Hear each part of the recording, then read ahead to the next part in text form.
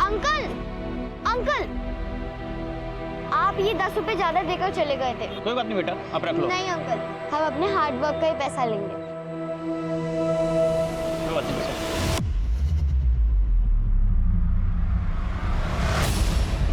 काहे गई थी वहाँ? वो पापा, वो अंकल 10 रुपए। चुप! तुमको कितनी बार बोले हैं कि इसको यहाँ बाजार मत लाया करो। जवान हो गई है लेकिन अकल नहीं आई है। नाक कटवाई की किसी ने ना मारा। लेकिन चुप! कुछ बोली तो मुंह तोड़ देंगे तुम्हारा। बैठो वहां, ध्यान रखो इसका।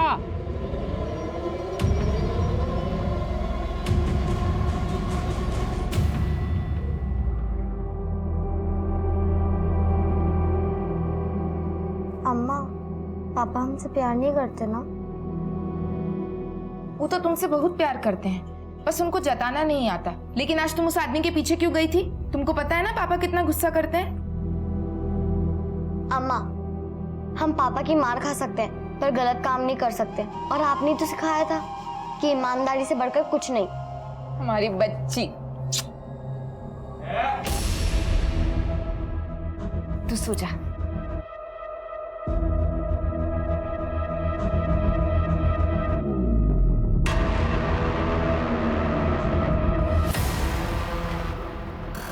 आप राशि को बात बात पर डांटा मत कीजिए, बच्ची को बुरा लगता है।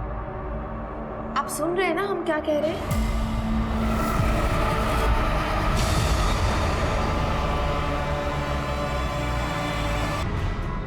ये क्या कर रहे हैं आप?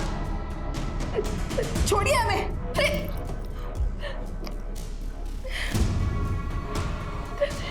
क्या कर रहे हैं आप? पति हैं हम तुम्हारे, पति का धर्म निभा रहे हैं। धर्म तो ना आप पति का निभा रहे हैं और ना ही एक पिता का। आप क्या कर रहे हैं हम दोनों जानते हैं, और ऐसा करने से कुछ होगा भी नहीं ये भी जानते हैं। बाहर में जाओ।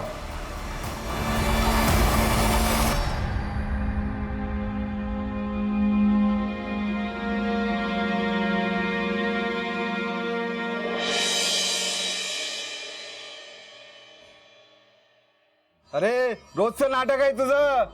हाँ, मेरे को मेरा आज पूरा पैसा चाहिए। भैया हमारी बात तो सुनिए, कुछ वक्त और दे दीजिए भैया। 6 महीना हो गया भैया, काम धंधा एकदम ठप पड़ा है। कामकाज ठप पड़ा है तो शाम को दारू पीने के लिए पैसा कहाँ से आता है? एक नंबर का घटिया आदमी है तू। अंकल, आप हमारे पापा से बदतमीजी से बात क्यों कर रहे हैं? ए, तेरे पापा को तो मैं जूता मार के भी बात कर सकता हूँ। चल बाहर निकल ऐसे। चल भैया, चल चल। नहीं भैया, नहीं भैया, बच्ची को माफ कर दीजिए भैया। भैया, आप हमें ऐसे निकाल देंगे तो हम कहाँ जाएंगे? बस आप हमें 1 हफ्ते का वक्त और दे दीजिए, हम आपका सारा पैसा वापस कर देंगे।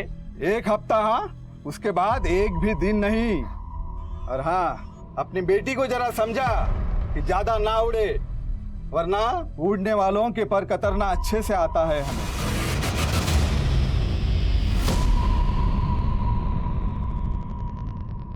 मंत्री जी, ये जमीन ले लीजिए, मिट्टी के भाव मिल रही है। सुधा, सुधा जल्दी आना सुधा। अरे जल्दी, इतनी देर कहाँ लगा? जल्दी चल। प्रणाम चाची, चल जल्दी।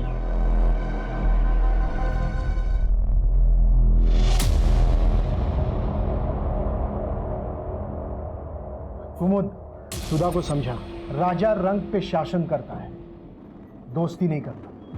दोस्ती बराबर वालों से होती है। बच्ची है वो। बच्ची है इसलिए तुम्हें बोल रहा हूं उसे समझाने के लिए, नहीं तो मैं अपने तरीके से उसे समझा देता। हाँ?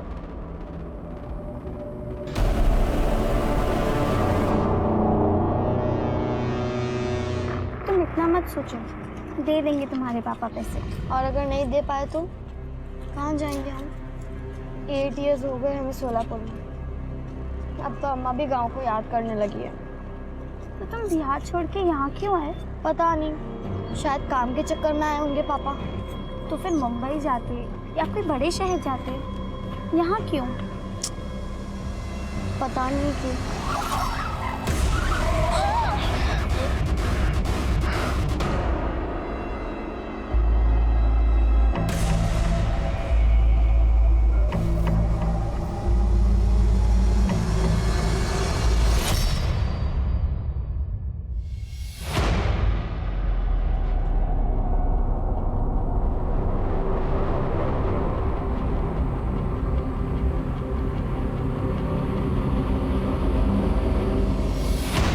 अरे तेरे को समझ में नहीं आ रहा क्या? इधर उमेश भाई का मंच लगेगा। अरे ऐसा मत कीजिए भैया, ये हमारी रोजी रोटी है। या एक घुमा के। ये क्या हो रहा है? हाँ, ये उमेश भागवत के लोग हैं, कह रहे हैं कि यहाँ पर स्टेज बनेगा छठ पूजा के लिए। अरे नहीं भैया, गरीब आदमी है, भूखे मर जाएंगे। घर पे जा, तू घर पे जा। जाएंगे। क्या कर रहे हो? अरे नहीं भैया, अरे हमारी छोटी सी बच्ची है भैया। अरे नहीं भैया, अरे भैया, अरे नहीं भैया, अरे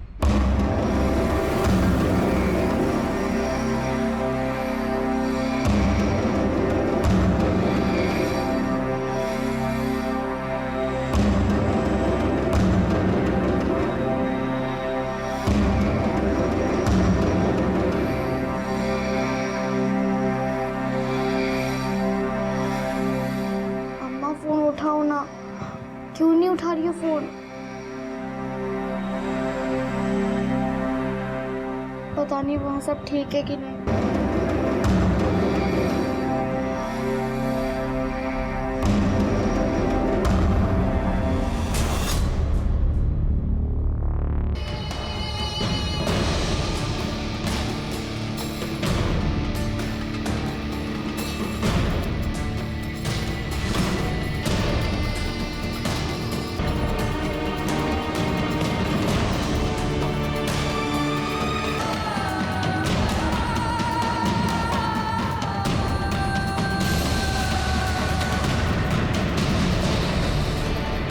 भाभी राशि क्या हुआ राशि को? राशि! भाभी भाभी डॉक्टर ने पुलिस से कहा कि उसकी मौत कॉलेरा की वजह से हुई है।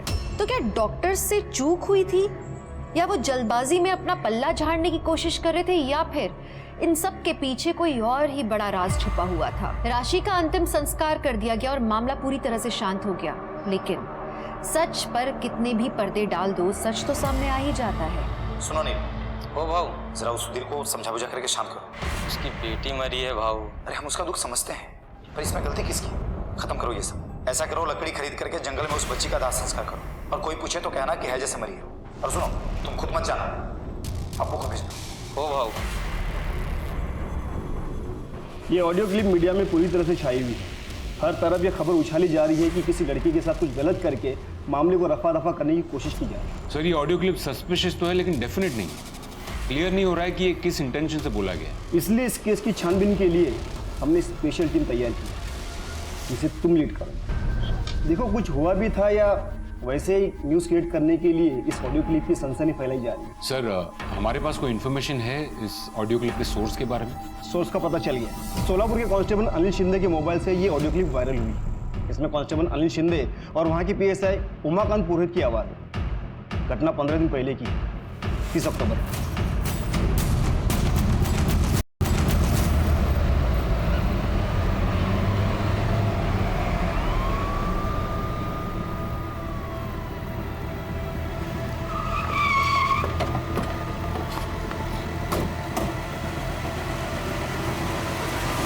सुनो नील, ओ भाऊ, जरा उस सुधीर को समझा बुझा करके शांत करो। उसकी बेटी मरी है भाऊ। अरे हम उसका दुख समझते हैं, पर इसमें गलती किसकी? खत्म करो ये सब। ऐसा करो, लकड़ी खरीद करके जंगल में उस बच्ची का दाह संस्कार करो, और कोई पूछे तो कहना कि है जैसे मरी है। और सुनो, तुम खुद मत जाना, अब्बू को भेजना। ओ भाऊ, ये तुम दोनों की आवाज़ है ना? सर, ये मेरी ही आवाज़ है, पर मुझे तो एक बात समझ में नहीं आ रही है कि इसमें ऐसा मैं क्या गलत कह रहा हूँ। अगर गलत नहीं कह रहे हो तो मीडिया को ऐसा क्यों लग रहा है कि किसी को मार कर केस को रफा दफा करने की कोशिश की गई? सर, कुछ रफा दफा करने की कोशिश नहीं की गई। मैं खुद अस्पताल गया था, बच्ची की लाश को भी मैंने देखा था, है जैसे मरी थी वो। ये देखिए साहब, डॉक्टर की रिपोर्ट।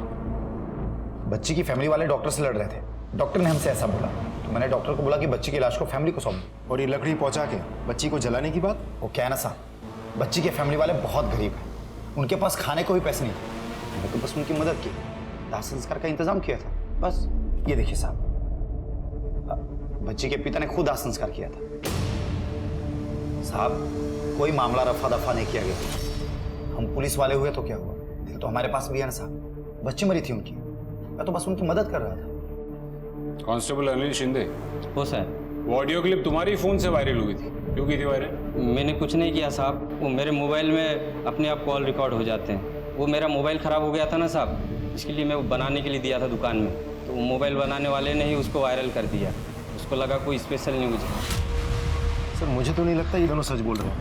मैं भी उनकी बातों से कन्विंस तो नहीं हूँ, लेकिन ऑडियो क्लिप में ऐसा भी तो कुछ नहीं है इसकी वजह से हम पुरोहित पर उंगली उठा सकें। बच्ची के परिवार से बात करते हैं। सर बताइए क्या हुआ था आपकी बेटी के साथ? पता नहीं साहब, लेकिन हैजा तो नहीं हुआ होगा। उस दिन राशि स्कूल गई थी, सूप और डलिया के फेरी के लिए भी गई थी, और अगर वो बीमार होती तो हमको तो पता होता ना। आप में से किसी से उसने कुछ कहा था? कुछ कहा तो नहीं था साहब। सर उस दिन बाजार में सबके दुकान और ठेले टूट रहे थे, राशि वहाँ पर आई थी। मुझे लगा शायद उसको कुछ लग जाएगा तो हमने भेज दिया था उसको घर पे। एक बात बताइए, उसका क्रियाक्रम आपकी मर्जी से हुआ था या फिर कोई जोर जबरदस्ती की गई? गरीब की मर्जी का कोई मान होता है क्या साहब? हमारा मकान मालिक हमारे सर पर खड़ा था।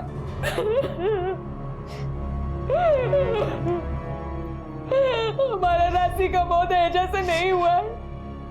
हम बड़े साहब को बोलेंगे पड़तालने को। देखो मैं तुम्हारे सामने हाथ जोड़ता हूँ, इस घर में पुलिस नहीं आना चाहिए। इस बात को यही खत्म करो। अगर नहीं कर सकते तो मेरा घर अभी के अभी खाली करो और इस लाश को भी लेकर चले जाओ और फिर करते रहो जो करना है वो। ठीक है भैया, आप जो कहेंगे हम वही करेंगे। फिर एक पुलिस वाला है और बोला लकड़ी का इंतजाम हो गया। आनंद पानंद में हमारी बच्ची का लाश उठाकर उसका अंतिम संस्कार करवा दिया साहब। हमारी कोई मर्जी नहीं थी साहब। हमारे में तो कुंवारी लड़की के मरने के बाद उसको आग में जलाते भी नहीं, जमीन में दफनाते। साहब ये सब मेरे घर के अंदर हुआ था, और ज्यादा पुलिस कोर्ट कचहरी होती तो मेरा ही घर बदनाम होता ना। बाद में कोई भाड़ुत्री नहीं मिलता, लेकिन उसकी माँ जबरदस्ती रट लगाई बैठी थी कि उसे हैजा नहीं हुआ था। आता तुम ही सांगा साहब, मैं डॉक्टर की बात मानूं या उसके माँ की? मैं कह रहा हूँ बच्ची को हैजा ही हुआ था। तो बच्ची के घर वाले झूठ कह रहे कि उसे हैजा नहीं हुआ था। अब सर ये भी तो हो सकता है कि घर में किसी का ध्यान ना गया हो, बच्ची को समझ ना पाई हो और एकदम से बेहोश हो गई हो। और सर इस हैजे का इलाज अगर सही समय पे ना हो तो इंसान की मौत भी हो सकती है। बाय एनी चांस उसका पोस्टमार्टम हुआ था? सर ऐसी बीमारी में लोग पोस्टमार्टम नहीं करते, और वैसे भी इस एरिया में हैजा बहुत फैला है। ठीक है, थैंक यू। सर मुझे तो इस केस में कोई मैनिपुलेशन लग नहीं रही है। यही तो पता करना है विवेक, ये केस वाकई में उतना ही साफ है जितना दिख रहा है। एक बात तो है कि अगर बच्ची को हैजा हुआ था, इसका मतलब चांसेस है कि घर में किसी ना किसी को तो हैजा हुआ होगा, क्योंकि ये कंटेजियस बीमारी। सबके रिपोर्ट्स निकलवा। Right sir.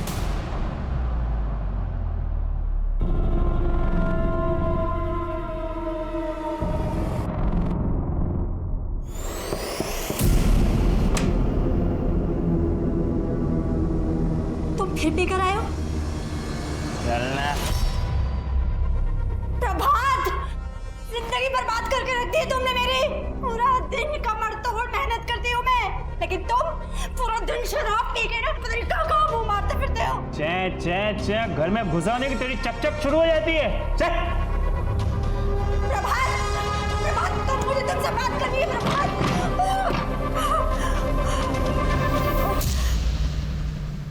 सब पूरी फैमिली की मेडिकल रिपोर्ट आ गई है। राशि की मां लक्ष्मी और चाचा गौतम को तो हैजा नहीं हुआ था, लेकिन बाप सुधीर को हुआ था। इसका मतलब पूरी पॉसिबिलिटी है कि राशि को भी हैजा हुआ होगा। हो तो सकता है सर, वैसे भी बच्चे साफ सफाई के साथ कहाँ रहते हैं। आप एक्सक्यूज मी सर। हेलो, हाँ बताता हूँ। अरे बताता हूँ ठीक है, ओके। क्या हुआ? कुछ नहीं सर, वो घर से वाइफ का कॉल था, पूछ रही थी कब तक आओगे। मुझे कह दो ज्यादा दिन नहीं लगेंगे, वैसे भी मुझे यहाँ केस ही नजर नहीं आ रहा है। सही कह रहे सर।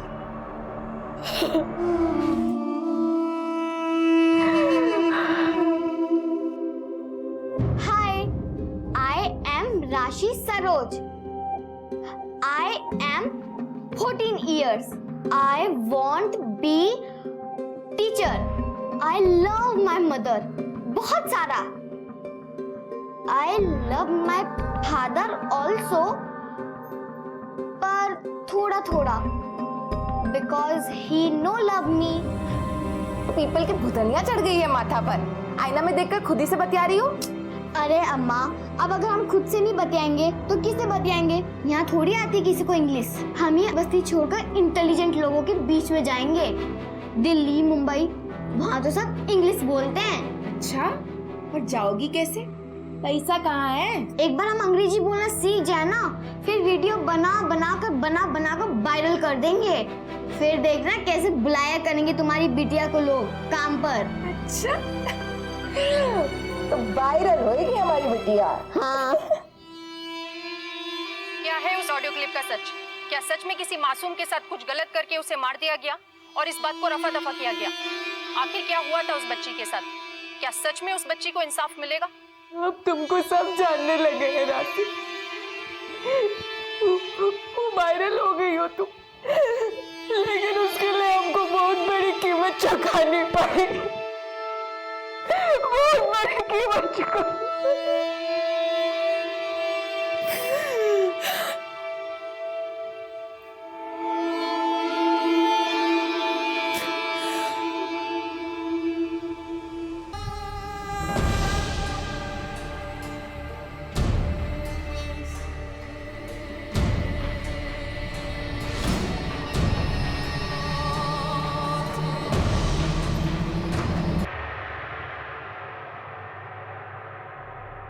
साहब, कुछ पता चला हमारी बच्ची के साथ क्या हुआ था साहब? देखिए, अब तो हमें भी ऐसा लग रहा है कि राशि को हैजा ही हुआ था, और तो और आपके पति को भी हैजा हुआ था। हमको नहीं पता साहब, लेकिन हमारा मन नहीं मान रहा है। हमको ऐसा लगता है कि हमारी बच्ची के साथ कुछ तो गलत हुआ था।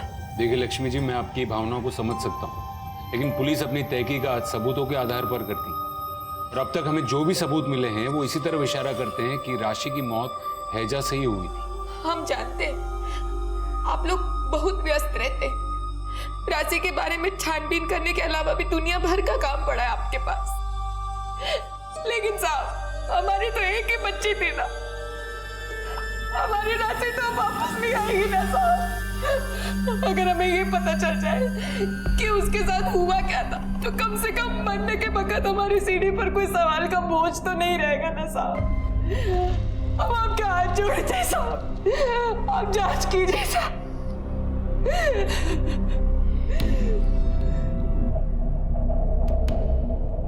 सर, ये डॉक्टर दिनेश की रिपोर्ट और ये राशि की डेथ सर्टिफिकेट। पर आई एम सॉरी सर, मुझे समझ में नहीं आ रहा हम ढूंढ क्या रहे हैं। मुझे भी नहीं पता विवेक, लेकिन अगर राशि की माँ इतनी कॉन्फिडेंट थी कि राशि को हैजा नहीं हुआ था, कुछ और हुआ था, तो आई एम श्योर कि हमें कुछ ना कुछ जरूर मिलेगा। लेकिन सर, हम इस केस को ऑलरेडी इतने अच्छे से स्टडी कर चुके हैं, कुछ भी तो सस्पिशियस नहीं निकला।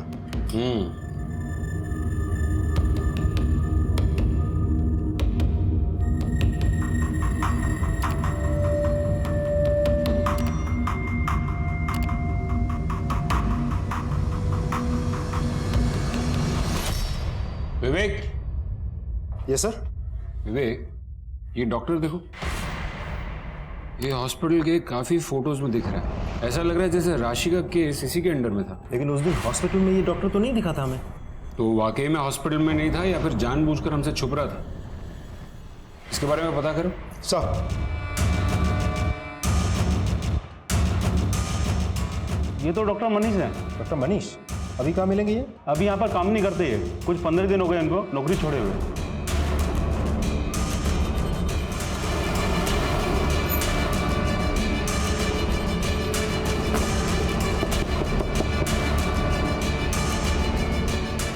अक्टूबर को राशि की मौत हुई। राशि का केस आप ही देख रहे थे ना? जी। लेकिन फिर ऐसा क्यों हुआ कि उसी दिन यानी कि 30 अक्टूबर को ही आपने नौकरी छोड़ दी? सर, मैंने नौकरी छोड़ी नहीं थी, मुझे नौकरी से निकाला गया। निकाला गया? क्यों? पता नहीं सर।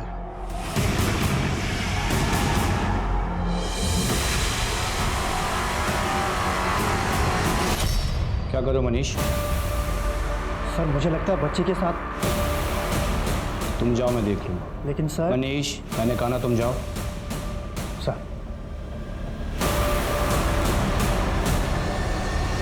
सर मैं श्योर तो नहीं हूं, लेकिन मैंने उस शाम को उसकी थाइस पर थोड़ा खून देखा था।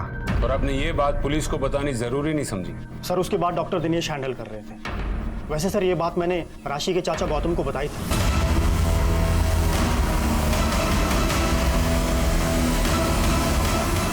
और उसी शाम को डॉक्टर दिनेश ने मुझे नौकरी से निकाल दिया। ठीक है, जरूरत पड़ी तो फिर से आपसे कांटेक्ट करेंगे। लेकिन सर गौतम ने हमें सब कुछ क्यों नहीं बताया? इसका जवाब तो गौतम ही देगा। वो सर वो मैं जब डॉक्टर मनीष ने तुझसे कहा कि राशि के बॉडी पर खून मिला था तो ये बात तूने पुलिस को क्यों नहीं बताई? हमें सर ज़्यादा कुछ समझ में नहीं आया था जो डॉक्टर मनीष ने कहा था। फिर बड़े वाले डॉक्टर ने कहा कि उनको हैजा है, तो सर हमको लगा कि बड़े वाले डॉक्टर को ज़्यादा पता होगा, इसलिए ये बात हमने पुलिस से छुपाई थी सर। डॉक्टर मनीष को नौकरी से क्यों निकाला? सर डॉक्टर मनीष लापरवाह था। मैंने कई बार उसे वार्निंग दी, लेकिन उसकी लापरवाही में कोई फर्क नहीं पड़ा। अब ऐसे डॉक्टर की वजह से मैं अपने पेशेंट की जान खतरे में नहीं डाल सकता था, तो नौकरी से निकाल दिया उसे। भाई ये सब राशि के केस के चक्कर में तो नहीं किया? सर मैंने आपसे पहले ही कहा है, उसे हैजा हुआ था। डॉक्टर मनीष ने तो कहा था कि उसने राशि की बॉडी पर खून देखा था। हाँ सर था, वो बच्ची का महीना चालू था सर। राशि ने तो हमको नहीं बताया था साहब कि उसका महीना चल रहा था। अगर ऐसा होता तो हमें तो पता होता। उसको उन दिनों बहुत दर्द होता था। आप यकीन के साथ ये बात कह सकती? यकीन के साथ तो नहीं कह सकते। राशि की बॉडी घर में कहाँ मिली थी? घर के पीछे वाले हिस्से में साहब यहाँ पड़ी थी हमारी राशि।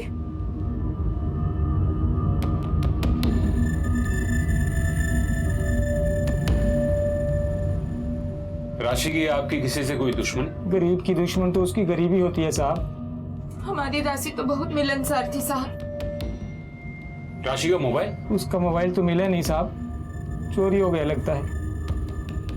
अच्छा बताइए उस दिन क्या क्या हुआ था? हम बाजार से आ रहे थे, तभी गौतम हमारे पास दौड़ता दौड़ता आया। तो तुम सबसे पहले आए घर में? हाँ सर, हम सबसे पहले आए थे।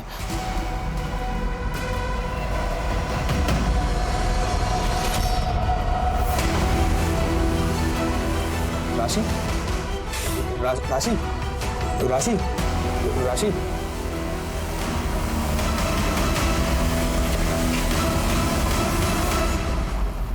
कितने बजे आए? 2:15 बजे सर, हमें याद है। उसके पहले हमने किसी को फ़ोन किया था, तो उसके बाद हमने मोबाइल चेक किया था। 2:15 बज रहे थे। और आप उस वक्त कहाँ थे? मंच बनाने के लिए उमेश भागवत के लड़का लोग हमारा ठेला तोड़ दिए। हमें कुछ भी समझ नहीं आ रहा था साहब, तो हम पीने के लिए ठेके पर चले गए।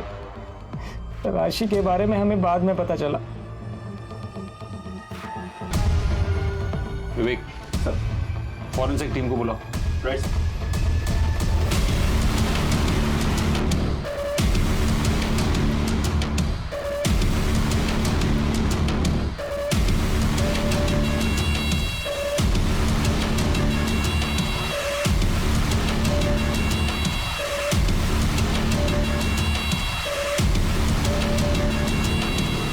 सर उस जगह पे जो दांत मिला है उसमें सिल्वर फिलिंग है। लक्ष्मी का कहना है कि राशि के दांत में कीड़े लगने की वजह से उसमें चांदी भरवाई गई थी। और जो नाखून मिला है उस पर वही नेल पेंट लगा है जो उस दिन राशि ने लगाया था। ये नाखून और दांत को डीएनए टेस्ट के लिए भेजो और पता करो कि ये राशि के है या नहीं। सर आपको सच में ही लगता है कि राशि के साथ सच में ही कुछ गलत हुआ होगा? पक्के से नहीं कह सकते विवेक, क्योंकि घर के जिस हिस्से में वो लाश मिली थी वहां ज्यादा साफ सफाई होती नहीं। ऐसा भी हो सकता है कि ये दांत और नाखून पहले कभी टूट कर गिरे हो। एक और बात सर, क्राइम सीन में हमें ये बटन भी मिला है, लेकिन घर वालों का कहना है कि इस बटन के बारे में किसी को कुछ नहीं पता। विवेक ऐसा भी हो सकता है कि कोई घर पर आया था और उसका बटन ये टूट कर गिरा होगा। इस सब से कुछ साबित नहीं होता, कुछ भी हो सकता है। एक काम करो, राशि के बारे में सारी डिटेल्स निकालो, उसके दोस्तों से बात करो, आस पड़ोस में सबसे बात करो। Right sir. साहब जी अच्छा हुआ बच्ची मर गई, वरना उसका बाप ही उसे मार डालता, रोज मारपीट करता था। सुधा बेटा एक बात बताओ, राशि का कोई बहुत क्लोज फ्रेंड, कोई बहुत अच्छा दोस्त, कोई बॉयफ्रेंड, ऐसा कोई भी जिसके साथ वो बहुत ज़्यादा समय बिताया करती थी?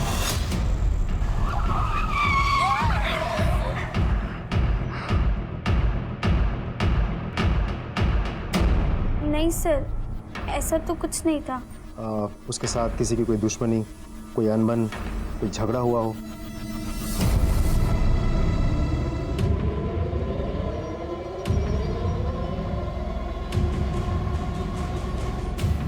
हाँ मैडम, उस दिन हमने किसी को घर में जाते हुए तो देखा था।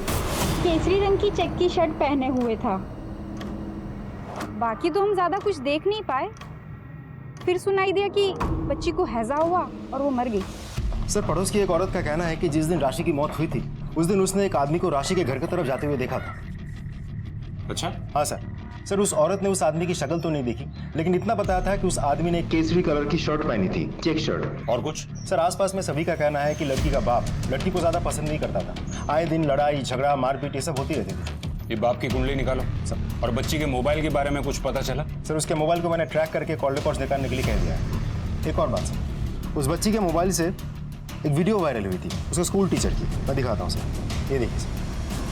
KNOT Connaught, APPLE apply. Sir, इस वीडियो के वायरल होने के बाद स्कूल टीचर की बहुत बदनामी हुई। इसे स्कूल से भी निकाल दिया गया था। हाँ सर, राशि ने वीडियो बना के वायरल कर दिया था। तो गुस्सा तो बहुत आया होगा नहीं? हाँ सर, आया था, फिर शांत हो गया क्योंकि राशि ने खुद आके मुझसे माफ़ी मांग ली थी। सॉरी सर, हमें नहीं पता था कि हमारी वजह से आपकी नौकरी चली जाएगी। वो वीडियो तो हमने सिर्फ मजाक में बना दिया था सर। नहीं राशि, इसमें तुम्हारी कोई गलती नहीं, ये सारी गलती हमारी है। अरे जो हम खुद नहीं जानते वो बच्चों को कैसे पढ़ा लिखा सकते हैं, और हम वही करेंगे जो हम अच्छे से कर सकते हैं। मैं क्या करता सर, बेरोजगारी इतनी बढ़ गई थी सर कि मैंने जुगाड़ लगा के टीचर की नौकरी की सर। मेरे पास कोई काम नहीं था।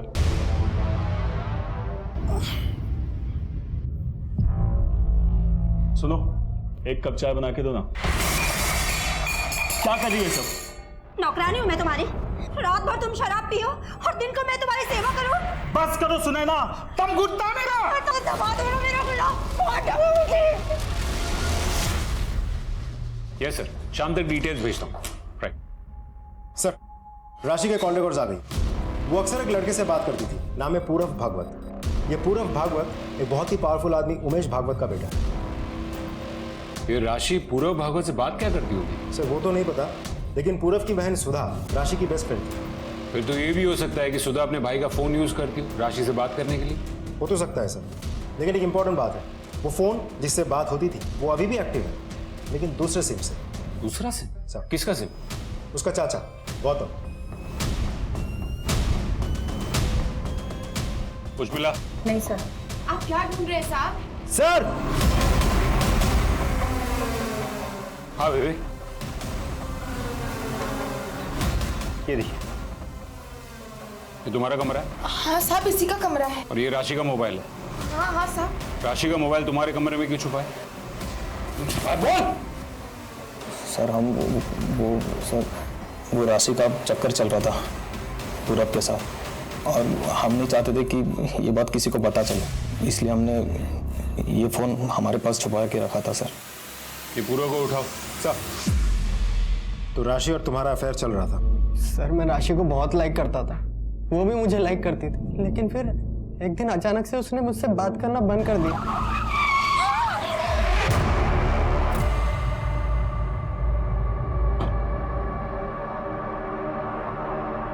मैं तुमसे प्यार करता हूँ, ये तुम्हारे लिए। तुम समझते काहे नहीं? पहले पापा हमारी शादी के पीछे पड़े हुए हैं। बड़ी मुश्किल से अम्मा उन्हें रोक रही है। अगर उन्हें हमारे बारे में पता चला तो फिर वो अम्मा की भी नहीं सुनेंगे। चल तो कहीं गुस्से में तुमने ही तो? सर, मैं राशि से बहुत प्यार करता था, उसे कोई परेशानी ना हो इसलिए मैंने उससे बात करना बंद कर दिया था। मैंने सोचा था कि वो खुद मेरे पास आएगी, लेकिन ये नहीं सोचा था कि वो मुझसे इतनी दूर चली जाएगी। उमेश जी, आपको पता था कि आपके बेटे पूरव का अफेयर राशि के साथ चल रहा था? नहीं, मुझे अगर पता होता ना तो मैं खुद उसे मरवा देता।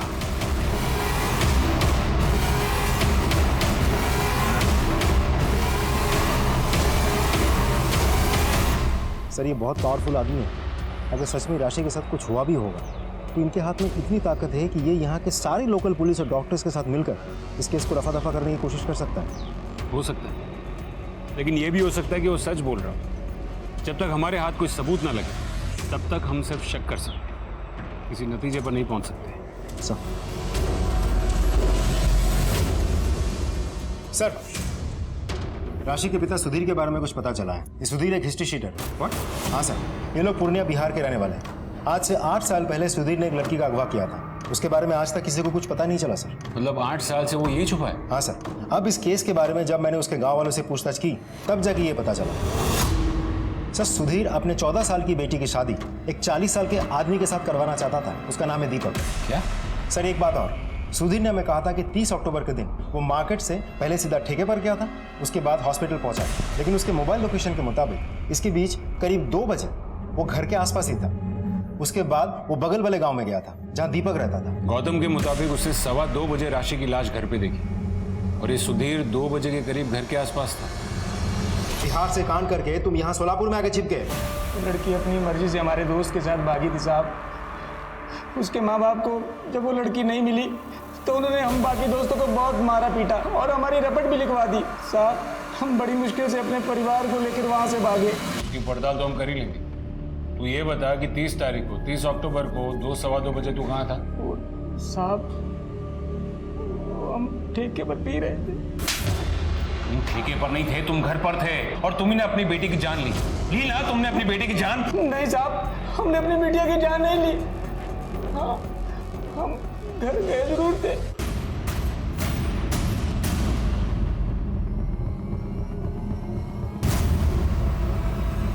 साहब, हम राशि की कुंडली लेकर सीधा दीपक बाबू के पास गए शादी की तारीख पक्का करने। एक 40 साल के आदमी के साथ अपनी 14 साल की छोटी बच्ची की शादी करवाना चाहते थे तुम? घर में एक फूटी कौड़ी भी नहीं थी साहब, और दीपक बाबू बहुत पैसे वाले थे। राशि के बदले 50,000 देने को तैयार थे, पर लक्ष्मी हमें बार बार रोक रही थी साहब। अगर आपने ऐसा कुछ भी किया ना तो हम अपनी जान दे देंगे। अच्छा, जान देकर क्या होगा? अरे कम से कम शादी तो रुक जाएगी। अब हमारी बच्चे की शादी नहीं होती कहते थे हम। आप ऐसी बातें मत कीजिए, समझे? भूल जाइए इस बारे में। हमको पता चला कि तू अपनी बेटी से बहुत नफरत करता था, उसे मारता पीटता था। हमें बेटा चाहिए था साहब। लोग हमें नामर्द कहते थे कि बेटा बेटी औरत की वजह से नहीं, मर्द की कमजोरी की वजह से होता है साहब। हम किसी को कुछ भी नहीं कह पाए। हम तो अभी भी कोशिश कर रहे थे कि हमारा बेटा हो, पर हमारी बीवी की बच्चादानी खराब थी, वो बच्चा नहीं कर सकती थी। पर हम अपना सारा गुस्सा, सारी नफरत अपनी राशि पर निकालते थे साहब।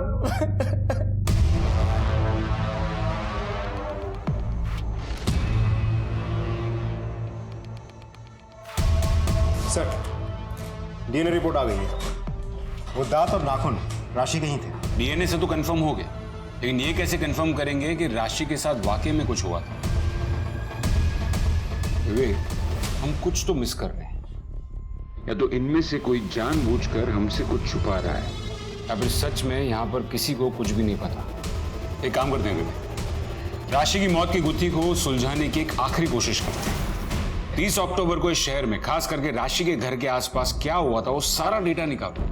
शादी, मुंडन, गोद भराई, चोरी के मामले, सारी चीजें खंगालो और देखो कि यहाँ क्या क्या हुआ, और खास करके राशि के घर के आसपास कौन कौन देखा गया। Right sir.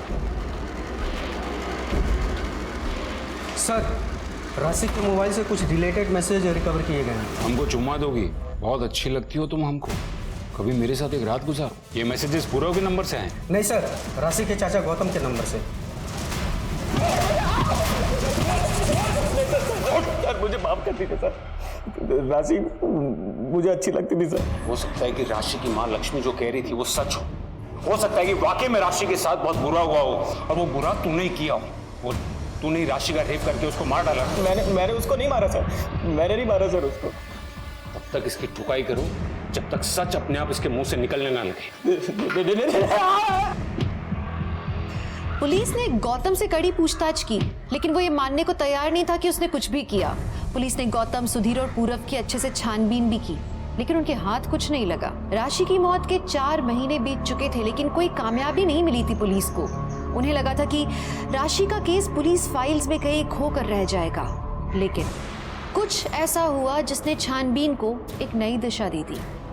सर, 30 अक्टूबर के दिन भर का डेटा निकाला, बाकी सब कुछ तो नॉर्मल था, लेकिन उस दिन यहाँ सोलापुर में एक आदमी पकड़ा गया था, नाम है प्रभात। ये प्रभात 29 अक्टूबर को अपनी वाइफ का मर्डर करके उसके बॉडी के 8 टुकड़े करके अलग अलग जगह डंप कर रहा था। यहाँ सोलापुर से भी उसके बॉडी के 3 टुकड़े बरामद किए गए थे। फिर पुलिस ने उसे सोलापुर हाईवे के पास से गिरफ्तार किया। तो सर प्रभात अपनी वाइफ के बॉडी के टुकड़े जहां डंप कर रहा था वो राशि के घर के पास ही है, और जिस वक्त वो डंप कर रहा था उसी वक्त राशि की मौत हुई। सिर्फ अपनी बीवी का खून किया था या किसी और का भी? मेरी बीवी को मारने में बहुत देर कर दी मैंने। इतना चकचक करती थी, दिन रात का लड़ाई झगड़ा, तंग आ गया था इसलिए मार दिया। और किसी को क्यों मारूंगा साहब? जब तुम अपनी बीवी के शरीर के टुकड़ों को दफना रहे थे उसी वक्त उसी एरिया में एक और लड़की की मौत हुई थी। ये कोई इत्तेफाक नहीं हो सकता। साहब मैंने एक बच्ची की मौत के बारे में सुना था, और हाँ साहब आप इसे इत्तेफाक समझो या कुछ और, लेकिन उस टाइम पर मैं वहीं था। लेकिन उस बच्ची को मारने में मेरा हाथ नहीं साहब। जब मैं एक टुकड़ा बच्ची के घर के पीछे वाले जंगल में दफनाने गया था तो वहाँ पर एक गाड़ी देखी थी बच्ची के घर के पास में, वाइट कलर की एसयूवी कार थी। विवेक, ये वाइट एसयूवी के बारे में पता करो और देखो कि उस दिन उस एरिया में ऐसी कौन सी एसयूवी थी। Right sir.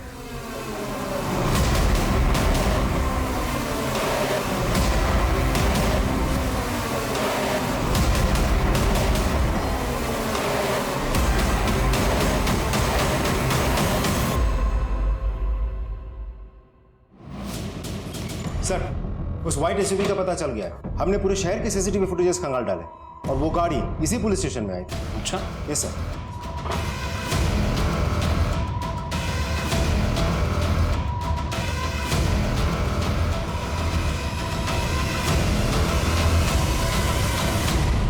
इसकी यही सज्जन सिंह पुणे में रहता है, उमेश भागवत का खास है।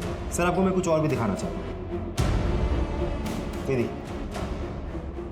देखिए सर, इस गाड़ी के यहाँ आने के 10 मिनट बाद ही पुरोहित बाहर निकलता है केसरी कलर की चेक शर्ट पहन के, और आधे घंटे बाद जब वापस लौट के आता है ये देखिए तब तक उसकी शर्ट बदल चुकी होती है। पुरोहित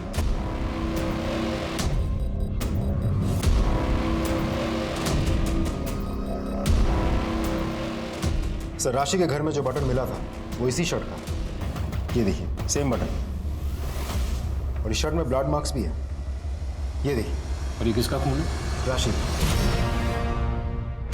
और राशि की लाश जिस कमरे से मिली वहां हमें यूरिन के ट्रेसेस भी मिले, और वो यूरिन के सैंपल्स तुम्हारे सैंपल से मैच करते हैं। तुम लोगों ने मिलकर किया ना ये?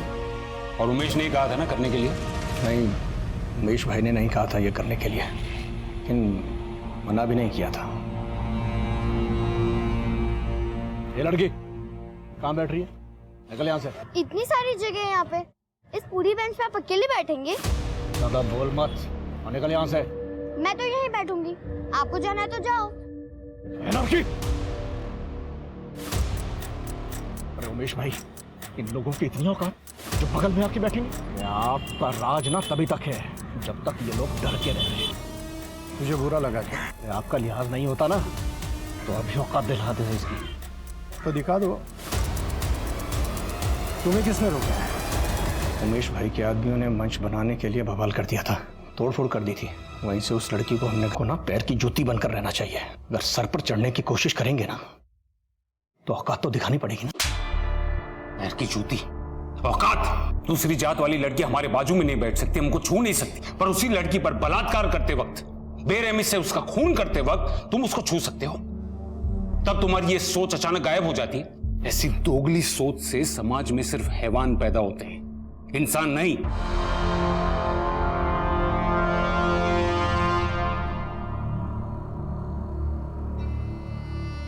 माना जाता है कि आज से 6 लाख साल पहले मानव का विकास शुरू हुआ था, इवोल्यूशन हुआ था। उससे पहले तक हम किसी भी आम जंगली जानवर की तरह थे। फिर धीरे धीरे हमें यह समझ आया कि अगर हमें अपने अस्तित्व को बचाना है तो समाज का निर्माण करना होगा, जहां ताकतवर कमजोरों की बाकी जानवरों से रक्षा करेंगे, सब आपस में एक दूसरे का ख्याल रखेंगे। सोचिए, हम जब जानवर के स्तर पर थे तो हमने इंसान बनने के लिए कितनी बड़ी बात सोची, और आज लाखों साल बाद हम में से कितने हैं जो इंसान होकर भी जानवर जैसी सोच रखते हैं। ये कहानी किसी एक राशि की नहीं है, बल्कि ये उन सब मासूम बच्चियों की है जो किसी न किसी शक्तिशाली इंसान के हाथों शोषण का शिकार बन जाती हैं। अगर किसी के पास शक्ति है तो उसे उसका इस्तेमाल करना चाहिए समाज की भलाई के लिए, न कि समाज को गर्त में धकेलने के लिए। इसी के साथ मैं दिव्यांका त्रिपाठी दहिया लेती हूँ आपसे विदा। आप देखते रहिए क्राइम पेट्रोल सतर्क। सतर्क रहिए, सुरक्षित रहिए। अपना ख्याल रखिए। जय हिंद।